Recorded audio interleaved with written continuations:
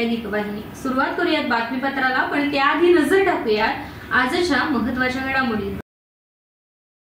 राजन साळवींचा उद्धव ठाकरेंना धक्का, एकनाथ शिंदेंच्या ऑपरेशन टायगरला यश। अफवांवर विश्वास ठेवू नये, प्रयागराजमधून भाजपा तालुका अध्यक्ष ऋषिकेश मोरे यांचं नागरिकांना आवाहन। उंबरशेत रोवले परिसरात बॉक्साइट मायनिंगच्या डंपर वाहतुकीमुळे स्थानिक त्रस्त। हरणे प्रादेशिक नळपाणी योजनेला ठिकठिकाणी गळती, हजारो लिटर पाण्याची नासाडी। आणि दापोलीचा ओंकार कर्नाटकातील बाळासाठी ठरला देवदूत, रत्नागिरी जिल्ह्यातील एकमेव बॉम्बे रक्तगटाचा दाता। आणि आता बातमीपत्राच्या सुरुवातीलाच मोठी खळबळजनक बातमी समोर आहे। कोकणातील शिवसेना उद्धव बाळासाहेब ठाकरे पक्षाला लागलेली गळती काही थांबण्याचं नाव घेत नाहीये। आता माजी आमदार राजन साळवी यांनी देखील उद्धव ठाकरेंची साथ सोडली असल्याच्या चर्चेला शिक्कामोर्तब झाल्याची माहिती समोर आली आहे। उपनेते पदाचा राजीनामा देत ते मुख्यमंत्री एकनाथ शिंदे यांच्या शिवसेनेत पक्षप्रवेश करणार असल्याच्या तयारीत आहेत। गेल्या काही दिवसापासून राजन साळवी भाजपामध्ये जाणार असल्याच्या चर्चा होत्या, मात्र अखेर त्यांनी शिंदे गटात जाण्याचा निर्णय घेतलाय। उद्या म्हणजेच गुरुवारी ते अधिकृतपणे शिंदे गटात पक्षप्रवेश करणार आहेत अशी माहिती सूत्रांच्या आधारे प्राप्त झाली आहे। त्यामुळे एकनाथ शिंदेंच्या ऑपरेशन टायगरला आणखी मोठं यश मिळालंय। राजन साळवी यांचा मागील विधानसभा निवडणुकीत शिंदे गटाचे उमेदवार किरण सामंत यांनी पराभव केला होता। हा पराभव पक्षातीलच वरिष्ठ नेत्यांच्या असहकार्यामुळे झाल्याचा आरोप त्यांनी केला। त्यांनी नाराजी व्यक्त करत उद्धव ठाकरेंची भेट देखील घेतली होती, मात्र पक्षाकडून त्यांना फारसा काही प्रतिसाद मिळाला असं दिसलं नाही। राजन साळवी यांच्या पक्षप्रवेशामुळे शिंदे गटाला कोकणात बळ मिळणार असलं तरी किरण सामंत विरुद्ध साळवी असा वाद निर्माण होण्याची शक्यता मात्र आहे। हा वाद टाळण्यासाठी साळवींना विधान परिषदेची संधी मिळण्याची जोरदार चर्चा देखील आहे। राजन साळवी यांच्याबाबत भाजपमध्ये जाण्याच्या चर्चा सुरू होत्या, मात्र भाजपने त्यांना थेट प्रवेश न देता वेटिंगवर ठेवलं होतं। त्यामुळे त्यांनी शिंदे गटात जाण्याचा निर्णय घेतल्याचं सांगितलं जातंय। राजन साळवी यांच्या या निर्णयानं आता उद्धव ठाकरे गटाला मात्र मोठा धक्का बसलाय। तर एकनाथ शिंदे यांनी कोकणातील आपली राजकीय ताकद अधिक बळाने वाढवलंय हे मात्र खरंय। वळूयात पुढच्या बातमीकडे। महाकुंभमेळ्याला नागरिकांनी येऊ नये यासाठी फेक नरेटिव्ह सेट केलं जातंय असं म्हणत प्रयागराजमध्ये गर्दी आहे, शेकडो लोकांना किलोमीटरच्या वाहन रांगांचा सामना करावा लागतो, अशा प्रकारच्या चर्चा सोशल मीडियावरती सध्या व्हायरल होत आहेत। मात्र या सर्व चर्चा आता खोडून काढत भाजपा खेड तालुका अध्यक्ष ऋषिकेश मोरे यांनी मात्र थेट प्रयागराज येथून व्हिडिओच्या माध्यमातून कोकणातील जनतेशी संवाद साधण्याचा प्रयत्न केला। यामध्ये त्यांनी या सर्व चर्चा खोट्या असल्याचं सांगत कोणत्याही अफवांवरती विश्वास ठेवू नका असं आवाहन केलंय। पाहूयात ते काय म्हणतात नेमकं। नमस्कार, मी ऋषिकेश मोरे। आज या महाकुंभ मेळ्यामध्ये आलेलो आहोत। आजच्या या 12 तारखेला आम्ही हा महाकुंभ मेळ्यामध्ये अमृत स्नानाचा आनंद घेतलेला आहे। आणि हा अमृत स्नानाचा आनंद घेताना आज आम्ही पाहिलं की इथे बऱ्याचशा वेळेला म्हणजे बरीचशी अफवा पसरवली जात होती की प्रचंड गर्दी आहे, चिंगराचिंगरी होते किंवा लोकांना व्यवस्थित शाही स्नान करता येत नाही, 20-20 किलोमीटर चालावं लागतं। असं काहीही होत नाहीये। आज 12 तारखेला आज सकाळी 3 वाजता 3:15 वाजता आम्ही शाही स्नानाचा आनंद घेतलेला आहे। आणि आताही आपण पाहतात की नॉर्मली सर्व भाविक आज येत आहेत, शाही स्नानाचा आनंद घेत आहेत आणि जात आहेत। कुठल्याही प्रकारची गर्दी नाही। आम्हाला किमान फक्त 1 किलोमीटर साधारण चालावं लागलं, बाकी आम्हाला कुठल्याही प्रमाणात जास्त चालावं लागलं नाही, कुठेही भगदड झालेली नाही किंवा कुठल्याही प्रकारचा अनुचित प्रकार इथं घडलेला नाही आहे। आणि अतिशय शिस्तप्रिय पद्धतीनं इथे नियोजन आहे। पण कुठल्या प्रकारची अफवा पसरवून लोकांनी नागरिकांनी जास्तीत जास्त इथे येऊ नये किंवा ह्या 144 वर्षानंतर आलेल्या महाकुंभ मेळ्याचा जो अनुभूती आहे ती अनुभूती ग्रामस्थांना किंवा नागरिकांना मिळू नये, भाविकांना मिळू नये यासाठी एखादं एक नेरेटिव्ह सेट केलं जातं। ते नेरेटिव्ह आपण पाहत असाल की खूप चुकीच्या पद्धतीनं सेट केलं जातं। आम्ही आज प्रयागराजला आहोत। आपण पाहत आहात की सर्व भाविक एक चांगल्या पद्धतीनं येत आहेत, चांगल्या पद्धतीनं जात आहेत। कुठेही भगदड किंवा कुठेही गोंधळ असं आपल्याला दिसत नाही आहे। आणि इथे कोणत्याही प्रकारचं असं हे नाही आहे की ज्याच्यामुळे लोकांना त्याचा त्रास होईल। त्यामुळे आपण अशा कुठल्याही अफवांवरती विश्वास ठेवू नका। आणि आपल्याला जर शाही स्नानाचा आनंद घ्यायचा असेल, माफ करा, अमृत स्नानाचा आनंद घ्यायचा असेल तर कृपा करून आपलं विनंती आहे की आपण बिंदास्त येऊ शकता आणि अमृत स्नानाचा आनंद घेऊ शकता. धन्यवाद. पाहणार आहोत सविस्तर वृत्त. दापोली तालुक्यातील उंबरशेत रोवले पंचक्रोशीत सुरू असलेल्या बॉक्साईड मायनिंग प्रकल्पामुळे स्थानिक रहिवाशांना प्रचंड त्रास सहन करावा लागतोय. उत्खनन केलेला बॉक्साईड माल वाहून नेण्यासाठी अवजड ओव्हरलोड डंपरचा मोठ्या प्रमाणात वापर केला जातोय.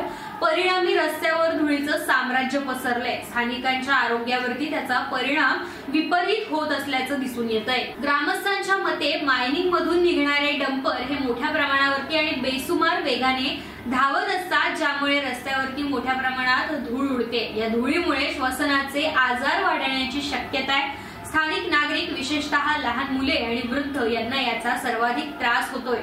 याशिवाय वाहतुकीमुळे निर्माण होणाऱ्या कंपनामुळे घरांना तडे देखील जात असल्याचं ग्रामस्थांचं म्हणणं आहे. या मार्गावरून सतत डंपर ये जा करत असल्याने अपघात होण्याचा धोका वाढलाय. शाळकरी मुले, वृद्ध आणि सामान्य नागरिकांसाठी रस्त्यावरून चालणं देखील आता मोठं जिकरीचं आणि धोक्याचं झालंय. अनेकदा अरुंद रस्त्यांवरती अवजड वाहनांची वर्दळ असल्याने वाहतूक कोंडीही निर्माण होते. ग्रामस्थांनी संबंधित कंपनी प्रशासन आणि स्थानिक अधिकाऱ्यांकडे तक्रार केली असून डंपर वाहतुकीवरती काही निर्बंध लावण्याची मागणी केली आहे.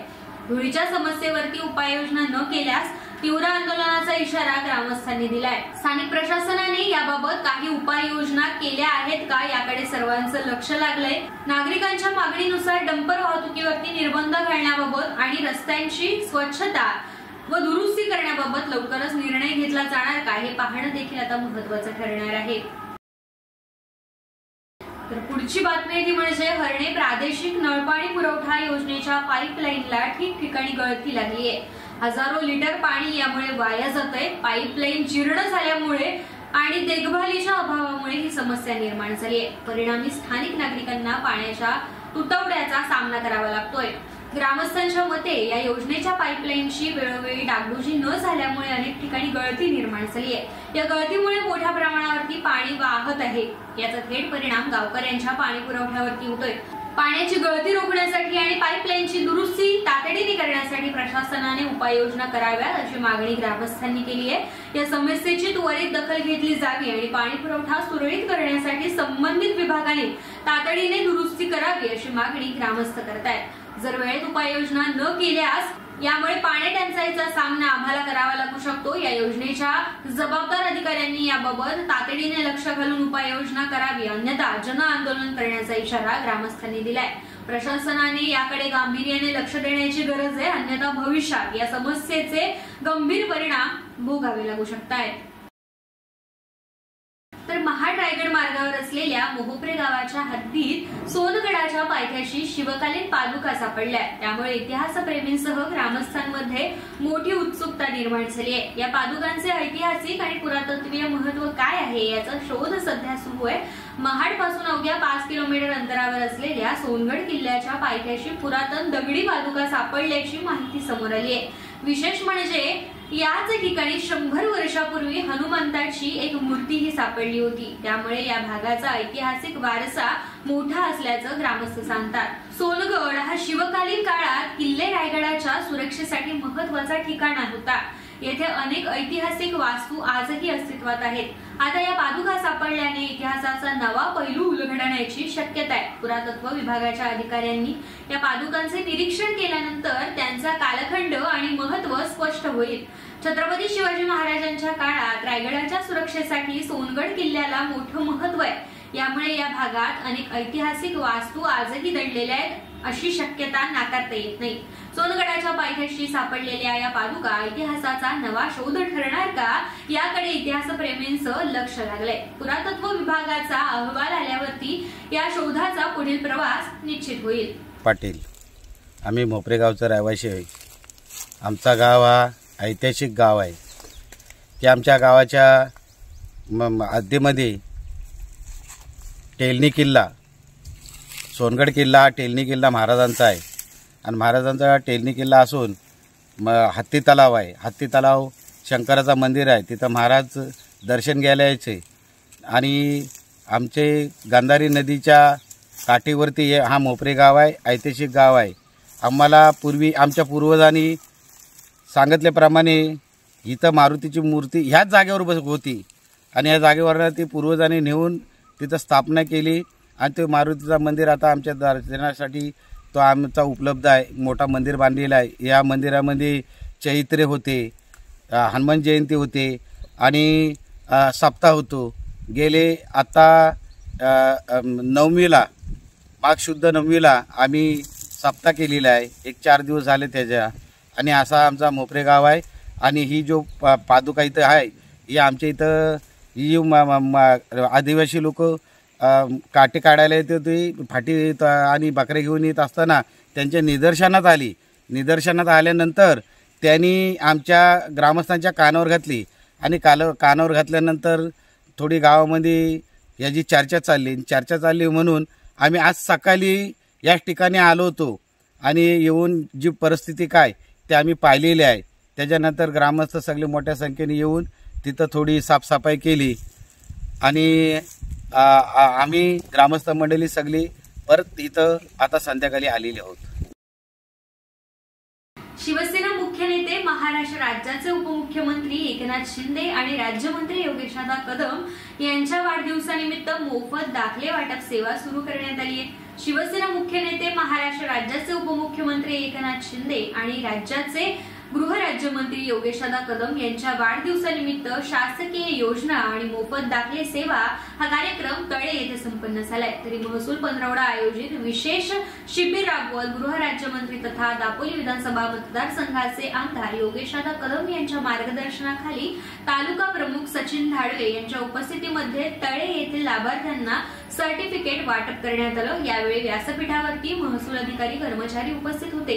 लाभार्थ्यांना जात प्रमाणपत्र, उत्पन्न प्रमाणपत्र, नॉन क्रिमिनल प्रमाणपत्र, अधिवास प्रमाणपत्र, सामाजिक सहाय्यक योजना, नवीन शिधापत्रिका वाटप, मतदार नोंदणी, मतदान ओळखपत्र वाटप, पंतप्रधान किसान सन्मान निधी योजनेचा लाभ, 7/12 मालमत्ता पत्र तसेच वारसा नोंदी घेणे अशा विविध योजना यावेळेस देण्यात आल्या. नागरिकांनी याचा लाभ घेत उपक्रमाचं कौतुक देखील केले.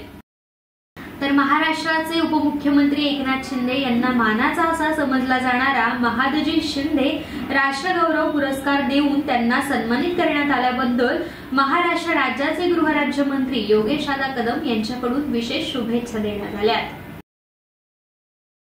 विभागीय सहनिबंधक सहकारी संस्था कोकण विभाग आणि कोकण विभाग नागरी सहकारी पतसंस्था संघ मर्यादित अलिबाग यांच्या संयुक्त विद्यमाने चिपळूण नागरी सहकारी पतसंस्थेची कोकण पतसंस्था भूषण पुरस्कार 2025 या पुरस्कारासाठी आता निवड झाली आहे. हा पुरस्कार 15 आणि 16 फेब्रुवारी रोजी अलिबाग येथे मान्यवरांच्या उपस्थितीत प्रदान करण्यात येणार आहे. या पुरस्काराबद्दल चिपळूण नागरी सहकारी पतसंस्थेवर कौतुकाचा वर्षाव होतोय. चिपळूण नागरी सहकारी पतसंस्थेचे संस्थापक अध्यक्ष सुभाषराव चव्हाण यांच्या नेतृत्वाखाली पतसंस्थेची यशस्वी वाटचाल सुरू आहे.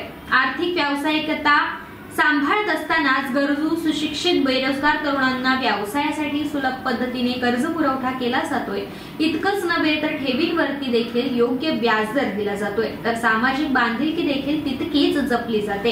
एकंदरीत चिपळूण नागरी सहकारी पतसंस्थेची यशस्वी वाटचाल सुरू आहे. तरी विभागीय सहनिबंधक सहकारी संस्था कोकण विभाग आणि कोकण विभाग नागरी सहकारी पतसंस्था मर्यादित अलिबाग या संस्थांकडे कोकण पतसंस्था भूषण पुरस्कारासाठी कोकण विभागातून अनेक अर्ज आले होते. यामध्ये चिपळूण नागरी पतसंस्थेचे एकत्रित व्यवसाय 500 कोटी रुपयांच्या पुढे या वर्गवारीत येत असल्याने चिपळूण नागरीची या वर्गवारीत कोकण पतसंस्था भूषण पुरस्कार 2025 या पुरस्कारासाठी संस्थांनी निवड केली आहे. हा पुरस्कार 15 आणि 16 फेब्रुवारी रोजी क्षात्रैक्य समाज हॉल कुरळ अलिबाग येथे मान्यवरांच्या हस्ते प्रदान करण्यात येणार आहे. चिपळूण नागरीची यशस्वी वाटचाल संस्थापक अध्यक्ष सुभाषराव चव्हाण यांच्या नेतृत्वाखाली मुख्य कार्यकारी अधिकारी स्वप्ना यादव यांच्या मार्गदर्शनाखाली आणि संचालक मंडळासह अन्य अधिकारी तसेच कर्मचारी वर्ग आणि सभासद हितचिंतकांच्या सहकार्याने सुरू आहे. तरी आता या पुरस्काराबद्दल चिपळूण नागरी सहकारी पतसंस्थेवरती कौतुकाचा वर्षाव होतोय. तर वळूयात पुढच्या बातमीकडे. दापोली तालुक्यातील आंझार्ले गावातील युवक ओंकार शरद धनावडे यांनी आपल्या दुर्मिळ बॉम्बे या रक्तगटाचे रक्तदान करून कर्नाटकातील एका 1 वर्षीय बाळाला जीवनदान दिले। विजापूर जिल्ह्यातील बलबलेश्वर येथील या बाळावरती शस्त्रक्रिया होणार होती। चाचणीअंती बाळाचा रक्तगट हा दुर्मिळ बॉम्बे रक्तगट असल्याचं समजलं। योग्य रक्तदात्याचा शोध घेत असताना ओंकारचा संपर्क सापडला असता त्याला संपर्क साधला गेला आणि त्याने तात्काळ मदतीचा हात देखील पुढे करत रक्तदान देखील केलं। ओंकार धनावडे हा संपूर्ण रत्नागिरी जिल्ह्यातील एकमेव बॉम्बे रक्तगटाचा रक्तदाता आहे। बॉम्बे रक्तगट हा अत्यंत दुर्मिळ असून देशभरात केवळ 180 आणि संपूर्ण जगभरात 540 लोकांमध्येच तो आढळतो। 1952 साली SM भेंडे यांनी या रक्तगटाचा शोध लावला होता। मुंबईत शोध लागल्याने त्याला बॉम्बे रक्तगट असं नाव देण्यात आले। हा रक्तगट सामान्य रक्तगट चाचणीद्वारे ओळखता येत नाही, तो अत्यंत कमी तापमानात सुरक्षित ठेवावा लागतो। 4 वर्षापूर्वी अंजारिले येथे झालेल्या रक्तदान शिबिरात ओंकारने O पॉझिटिव्ह गट म्हणून रक्तदान केलं होतं, मात्र त्यावेळी चाचणी दरम्यान त्याचा रक्तगट बॉम्बे असल्याचं निष्पन्न झालं। माझे दुर्मिळ रक्त अनेकांच्या जीवनासाठी उपयोगी पडत आहे। रक्तदान केल्याने मिळणारे समाधान अन्य कोणत्याही गोष्टीतून मिळू शकत नाही, असं ओंकार याने म्हटलंय। ओंकारच्या या दुर्लभ मदतीमुळे कर्नाटकातील बाळाचे प्राण वाचले, त्यामुळे ओंकारच्या या कार्याचे सर्वत्र कौतुक केले जाते।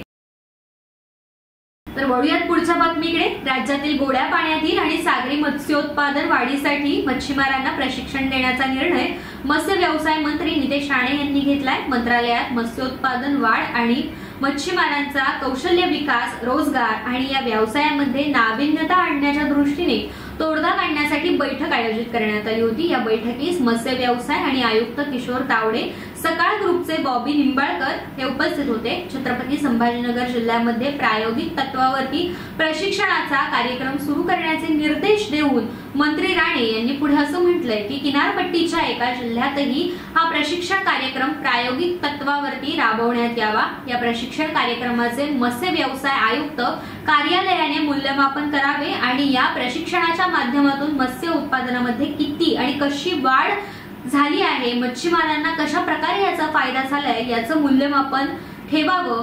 या प्रशिक्षण कार्यक्रमासाठी विभागाने त्या जिल्ह्यातून त्यांच्या नियोजना समितीच्या माध्यमातून तरतूद करावी, अशी सूचना देखील राणे यांनी केली आहे। आज खेड शहरामध्ये श्री संत रोहिदास महाराज जयंती उत्सवानिमित्त संपूर्ण खेड शहरातून पालखी मिरवणूक काढण्यात आली। खेड शहरातील श्री संत शिरोमणी रोहिदास नगर येथे 12 फेब्रुवारी रोजी संत रोहिदास नगर खेड आणि संत रोहिदास समाजसेवा संघ खेड यांच्या वतीने संत शिरोमणी रोहिदास महाराज यांची जयंती साजरी झाली।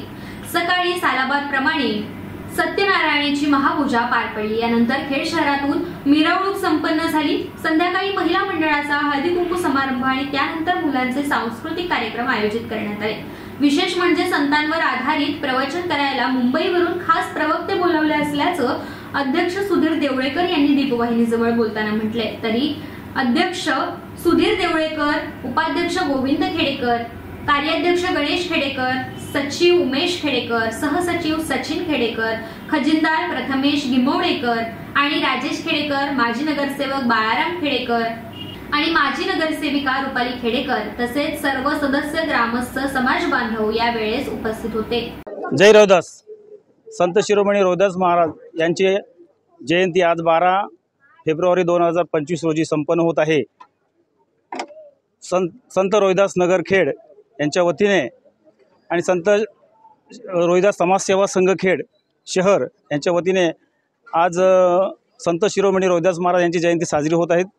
सकाळी चालाबादप्रमाणे श्रींचे पूजन, त्यानंतर सत्यनारायणाची महापूजा झालेली आहे।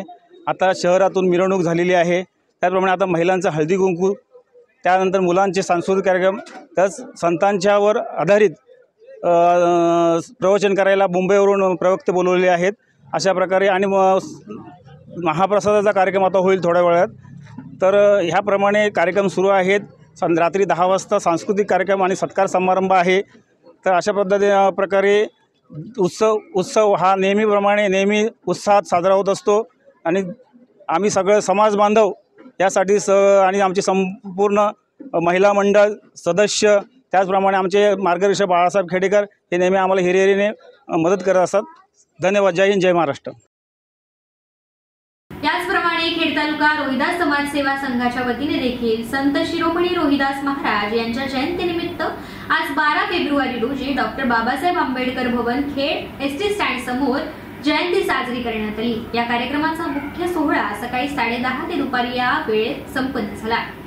समाज बांधवांनी संध्याकाळी 4 ते 5 या वेळेत संतांच्या दर्शनाची व्यवस्था करण्यात आली होती. संघाचे अध्यक्ष दिनेश गणपत शिरीषकर यांच्या मार्गदर्शनाखाली समाजातील सर्व बांधव आणि भगिनींनी एकत्रित येत या पवित्र सोहळ्याला उपस्थिती दर्शवली. या जयंती उत्सवाच्या आयोजनासाठी अनेक समाज बांधवांनी यथाशक्ती आर्थिक मदत केली असून त्यांच्याबद्दल संघाने सर्व दात्यांचे मनपूर्वक आभार व्यक्त केले आणि अतिशय आनंददायी वातावरणात जयंती साजरी झाली. जानेवारी 2025 मध्ये नॅशनल टेस्टिंग एजन्सी मार्फत घेण्यात आलेल्या JEE मेन्स या प्रथम फेरी प्रवेश परीक्षेचा निकाल नुकताच जाहीर झाला. यामध्ये rotary English medium school Khed मधील इयत्ता 12वीच्या विज्ञान शाखेतील विद्यार्थिनी आपल्या पहिल्याच प्रयत्नात उत्तुंग त्यांनी भरारी गाठत यश गाठले. तरी JEE मेन्स परीक्षेतील यशस्वी विद्यार्थ्यांमध्ये केवळ खापरे यांनी 90.70% गुण मिळवत कोकण विभागात प्रथम येण्याचा बहुमान पटकावलाय. साहिल अंगज याने 90.42% गुण मिळवत कोकण विभागात द्वितीय येण्याचा मान पटकावलाय. तर आश्लेषा देवधर हिने 90.34% गुण मिळवत कोकण विभागात तृतीय येण्याचा बहुमान पटकावलाय. मानस राहुल याने 99% तर मानस राहुल याने 99% गुण प्राप्त केले. तसेच 7 विद्यार्थ्यांनी 98% पेक्षा अधिक गुण आणि 13 विद्यार्थ्यांनी 97% पेक्षा अधिक गुण, 18 विद्यार्थ्यांनी 96% पेक्षा अधिक गुण आणि 24 विद्यार्थ्यांनी 95% पेक्षा अधिक गुण प्राप्त केले. तर 37 पेक्षा अधिक विद्यार्थ्यांनी 90% पेक्षा अधिक गुण प्राप्त करून रोटरी स्कूलच्या निरंतर यशस्वीतेची परंपरा कायम राखली आहे. सर्व यशस्वी विद्यार्थ्यांना मॅथ, केमिस्ट्री, फिजिक्स या विषयांचे वर्ग शिक्षक तसेच शिक्षक, परीक्षा विभाग यांचे मोलाचे असे मार्गदर्शन लाभले. तरी संस्थेचे चेअरमन बिपिनदादा पाटणे, सर्व पदाधिकारी, शाळेच्या मुख्याध्यापिका भूमिता पटेल, सर्व शिक्षक, शिक्षकेतर कर्मचारी यांनी या सर्व विद्यार्थ्यांचे कौतुक केले आणि त्यांना पुढील वाटचालीसाठी शुभेच्छा दिल्या. वळूयात पुढच्या बातमीकडे. साथी महिला सामाजिक विकास संस्था खेड या संस्थेचे विविध क्षेत्रात काम सुरू आहे.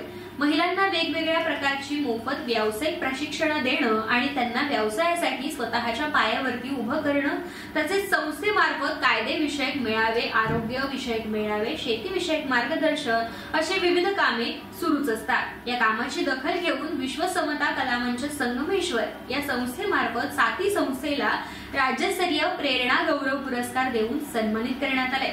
साथी संस्थेच्या कामाची दखल घेऊन त्यांचा सन्मान करण्यात आला. त्याबद्दल विश्व समता कलामंचचे साथी संस्थेमार्फत आभार व्यक्त करण्यात आले. तर मुंबईतल्या मंडळांनी माघी गणेशोत्सव मोठ्या जल्लोषात साजरा केला. बाप्पाला निरोप देण्यासाठीची वेळ आली. मंडळाचे कार्यकर्ते बाप्पाची मूर्ती घेऊन विसर्जन स्थळी दाखल झाले. मात्र विसर्जन न करताच मंडळाच्या कार्यकर्त्यांना बाप्पाची मूर्ती घेऊन पुन्हा परतावं लागलं. राज्यभरात नुकताच माघी गणेशोत्सव उत्साहात साजरा झाला. मुंबई आणि उपनगरातही माघी गणेशोत्सवाचा उत्साह पाहायला मिळाला. पण पीओपी मूर्तींवरती बंदी असल्याने न्यायालयाचे आदेश दिल्याने त्यावरती कडक अंमलबजावणी करण्याचे निर्देश राज्य सरकारकडून आता देण्यात आले. त्यामुळे विसर्जन रखडल्याचं पाहायला मिळालं. परिणामी संतप्त झालेल्या पीओपी मूर्तीकारांनी आणि मंडळांनी 11 फेब्रुवारीला जन आंदोलन उभे करून कांदिवलीतून मोठ्या प्रमाणावरती मिरवणुका काढण्याचा इशारा दिला. मात्र सोमवारी रात्री उशिरापर्यंत याबाबत निर्णय काही झाला नव्हता. पीओपी मूर्तीकारांच्या संघटनेने गणेशोत्सवात मंडळांना सर्वतोपरी पाठिंबा देण्याचं आश्वासन दिलं. याच पार्श्वभूमीवरती माघी गणेशोत्सवातील गणेश मूर्तींच्या विसर्जनासाठी पालिकेकडून कृत्रिम तलावांची सुविधा करण्यात आल्याची माहिती आता देण्यात आली आहे.